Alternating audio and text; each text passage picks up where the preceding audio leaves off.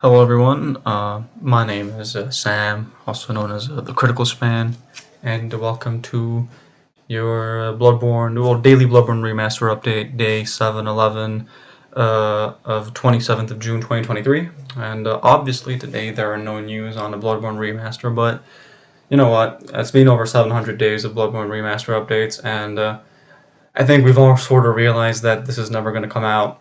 So I thought that I'd just take time to show people how to make their own Bloodborne remaster, and we're gonna have to rely on science for this, obviously.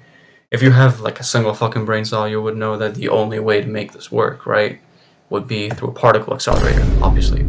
You know, mass energy conservation, we're gonna smash very tiny things that are very, very fast, and you smash them into each other. And in principle, right, if you pack enough energy, I mean, you should be able to just sort of make a PS5 Bloodborne Remaster disc, right?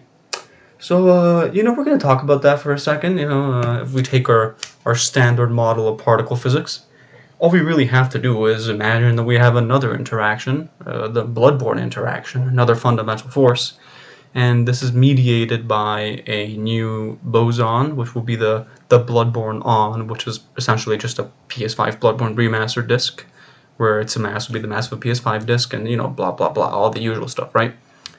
And we're going to represent it as a squiggly, more like a zigzag line, I guess, in our Feynman diagrams.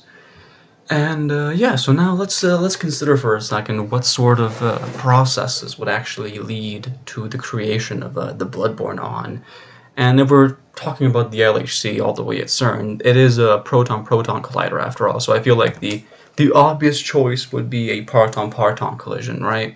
Something like the electroweak interaction. You got like a quark and an anti-quark going in to make a Bloodborne On, and then going back out to their original state.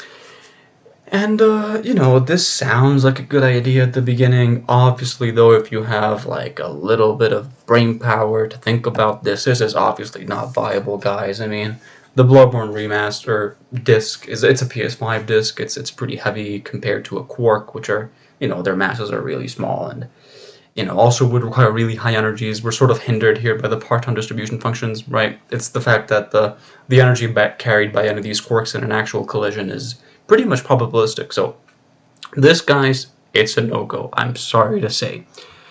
But you might consider, okay, how about gluon-gluon fusion, right? I mean, we got the Higgs boson this way, sort of, not exactly, but, what about the Bloodborne Remaster? We can definitely get this, right? Guys, I wish you would listen to me. I wish you would take, even a single second to think about this. Obviously, this makes no sense. I mean, if we're going to add a new interaction, right, the Bloodborne interaction, then we need to add a new Bloodborne charge to the standard model of particle physics, right? And clearly, by symmetrical arguments, the gluons, they don't carry any Bloodborne charge, but the Bloodborne On carries +1 Bloodborne charge. And Bloodborne charge needs to be conserved. So clearly, this is not going to work. Now, there's still a saving grace here, right? We can still make some modifications to actually get this Bloodborne On to work. Here we have, we're going to introduce a 69th generation lepton, which it's the Annacer lepton. We have it over here. And we also have an associated copper neutrino. And if we consider this for a second, right? Let's consider a highly energetic photon to the left of this, right? And then this would decay into a pair of W bosons, right? And then these both decay to, well, the W minus would decay to, your Annacer lepton and anti-copper neutrino. Your W plus goes to an anti-Annacer lepton and your copper neutrino. And then through neutrino fusion, we could get a Bloodborne Remaster, because clearly, right, by asymmetrical arguments, the copper neutrino, +1 Bloodborne charge. The anti-copper neutrino, 0 Bloodborne charge. So we break no conservation laws, and it just sort of works, guys. Honestly, it just sort of works.